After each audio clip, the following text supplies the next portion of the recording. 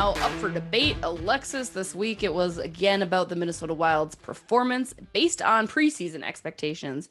Do you think he did better? Did the Wild do worse? Or were they about the same? You want to kick her off there? Sure. So this idea came to me because Fred had talked about, if you guys remember, at the beginning of the season, he talked about, asked us what we expect out of the team, how far do they need to make it in the playoffs for it to be a success, yada, yada, yada. We had our thoughts. And then when the playoffs ended, Fred was like, talked about, okay, does this mean it's a failure? They didn't make it out of the first round. So I got to thinking, I'm like, what were the expectations for this team? What do you define as overachievement and underachievement? And so my feeling is heading into the season, my preseason expectations, they overachieved for sure on a team level, on an individual level, as far as, how securely I thought they would get a playoff spot, to the goals they would accomplish throughout the course of the season. All of that was above my expectations.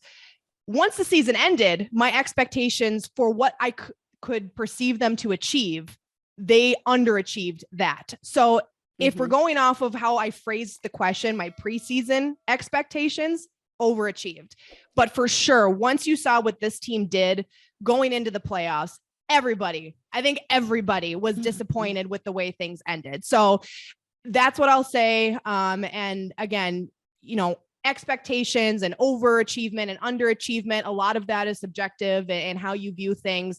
A lot of people on Twitter said that they overachieved, kind of phrasing it the same way that I just did, where it's like, hey, heading into the season, they did a lot better than I thought they would. So, I mean, hey, Jesse, what are your thoughts? I know you and I were kind of on the same page heading into the season as far as how we thought the Wild would perform. So do you agree with me or disagree? I totally agree with you 100%, which look at us. That's like 3 weeks in a row. Yeah, I love this for us. Just off-season vibes. No, because I was super reluctant to give them a whole lot of credit heading into the year, right? Like I was very hesitant to say like, yes, this team's going to be the best. I thought there was going to be some early struggles, and I said that they would make the playoff. I just wasn't convinced that they had everything there. So they 100% over-exceeded expectations because they had a much more successful year than I could have even ever thought.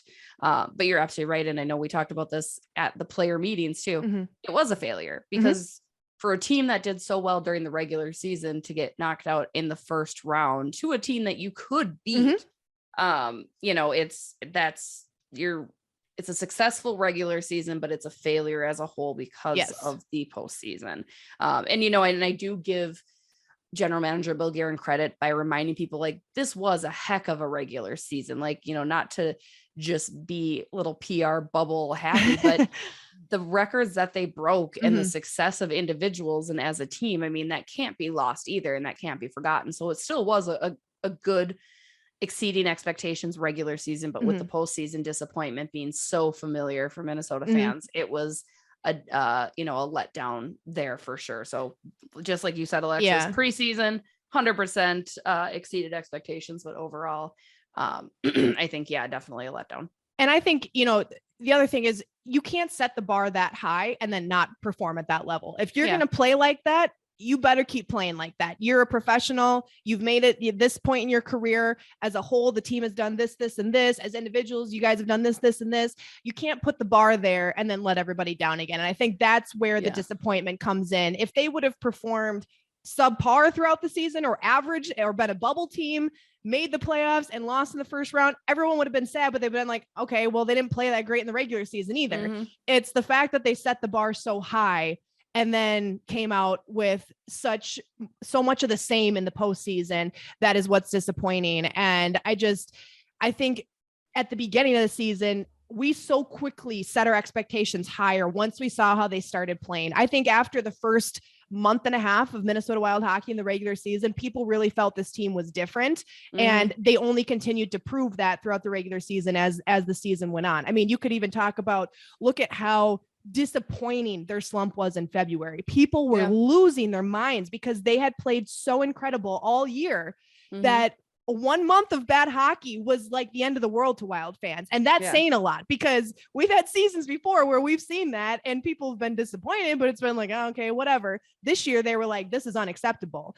And so again, I think that's where the disappointment comes in, is because once we saw what they did, to let everybody down again like that was very disappointing. So it's too bad. Fred, what are your thoughts? Because you were the one who you presented this question to begin with. So I'm curious how you see it in your mind.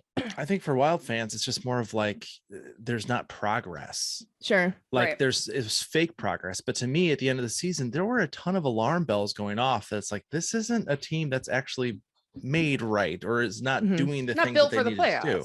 Yeah, I think they were built personnel wise, but were they doing what they needed to do to actually be a long distance team? I don't think so. I mean, just when I heard the quote that Fleury came in, he was like, I don't even know where our practice facility is. They weren't practicing. Yeah. It's like, what? He just like on a casual day, I'm like, oh, I'm going to go down to the practice facility, walk around. He couldn't even get in. That's like me in high school, playing high school sports. It's like, you guys aren't practicing? Well, they didn't. They had 4 practices maybe all year. I mean, that's insane to me. So it's like Joe from Hockey Wilderness wrote a really good article last night. I mean, it was based off of Russo stuff, but it was pointing out that like there weren't any opportunities to even like tweak lines, figure out how you could change things. So there was just so many alarm bells at the end of the season. Just like, this doesn't feel right. And I think, Jesse, that's hi, Freddie. I think that's kind of what you touched on a little earlier too, Jesse, is that you were like, you look at these other teams who've made it this far in the playoffs and you're like, this didn't look like the Wild could have done this now that we've seen these teams do this. And I think that's the most disappointing part to both of your points, is that when you talk about a team and their achievements and what the gaps they still need to fill, it's all about taking steps forward, right? You're not going to win the championship in your sport every single season for the rest of history, right? You just want to take steps forward to get there, and you'll have some seasons where you regress and then you want to take steps forward again. And it seemed all season like they were taking those steps forward. And we, going into the playoffs, I'm like, okay, if the Wild don't win the Stanley Cup this year, I won't consider this a disappointment, but I want to see them get to the second, third round. I want a conference finals. If they made it to the conference finals, I would have been like, yep, this is 100% the season that you expected. I think, to make light of it, but I'm serious. When you get me believing, then that's like a problem, right? Like I tried to hold out because I was like, they're going to go wild on me. And they didn't. And it's like, okay, now I'm on board. Now I'm really in. And now I'm like, this is why. I mean, every year you're ready to get hurt again, but it's I want to ask you a quick question. Now we can talk more in depth on this in future episodes since we're getting close to the end here, but now talking about expectations, what we thought going into the season, how we felt going into the playoffs, and how we feel coming out of this season. How do you feel going into next season now? Or do you need to see what Bars they do? Back on the ground. Okay. Back on the ground. Get it. Knocked it down. I agree. I kind of have to see. Yeah. Like I just don't see with what they're likely going to be doing in the off season with roster moves. It kind of feels like they're going to take a step or two back here to get back on track. So I don't know if the bar's on the ground for me per se, but I'm not in the dirt, in the mud. It's just dirty. Just a dirty bar laying there. This is what they do to me. I'm telling you. They just break us down. They break us down every year.